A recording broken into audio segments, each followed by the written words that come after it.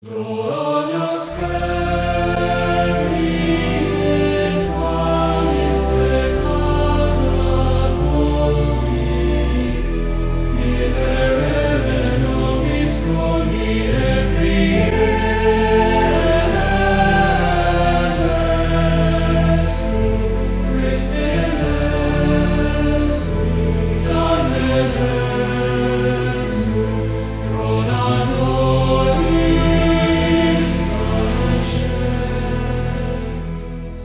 we continue, don't forget to subscribe, like, and share this video.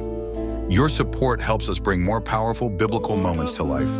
Thank you, and may the light of the resurrection shine upon you always. Lift our hearts to realms on high. From the depths our souls arise,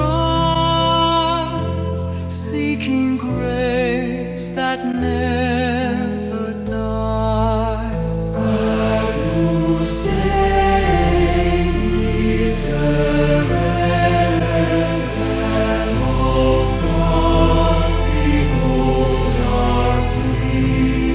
Sanctus, Sanctus, in excelsis Gloria.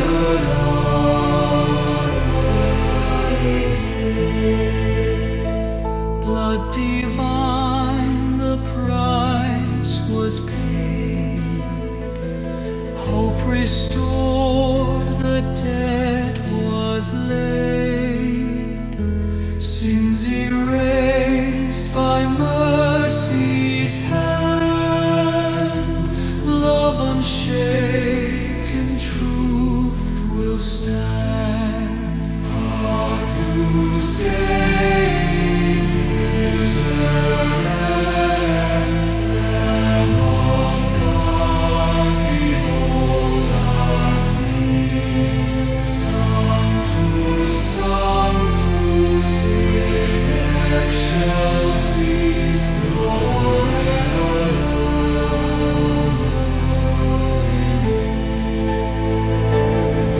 Hosanna in the highest, let the earth and heaven sing. Hallelujah, grace abounding. The Passion of the Christ, Part 2, The Resurrection Coming Soon. Isang awit ng papuri para sa lahat, sa Tagalog at Latin fusion, bilang alay ng pagpupugay sa Diyos na kataas-taasan. Papuri sa Diyos sa kaitaasan, Gloria in excelsis Deo. Gloria in excelsis Deo, et in terra pax hominibus bone voluntate. Luwalhati sa Diyos sa kaitaasan, at sa lupawi kapayapaan sa mga kinalulugdan. Iyan, pinupuri ka't dinarangal, sinasamba ka namin, ipinagbubunyi ka namin, pinasasalamatan ka namin, sa dakila mong kapurihan. Glorificamos te, benedicimus te, adoramus te, glorificamos te. Papuri sa Diyos sa kaitaasan, Gloria in excelsis Deo, laudamus te, adoramus te, in gloria Dei Patris. Panginoong Diyos, Hari ng langit, Diyos Amang makapangyarihan sa lahat, Panginoong Jesucristo, buktong na anak, Kordero ng Diyos, anak ng Diyos Ama, Domine Deus, Rex Caelestis, Filius Patris, Agnus Dei, Miserere Nobis. Ikaw na nag-aalis ng kasalanan ng daigdig,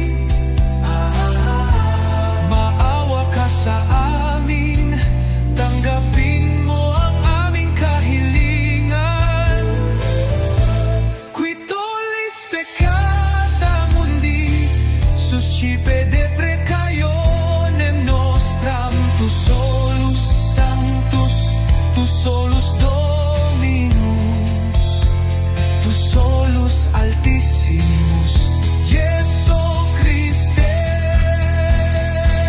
Kasama ng Espiritu Santo, sa kadakilanan ng Diyos Ama. Amen. Amen. Cum Sancto Spiritu, in gloria Dei Patris. Amen.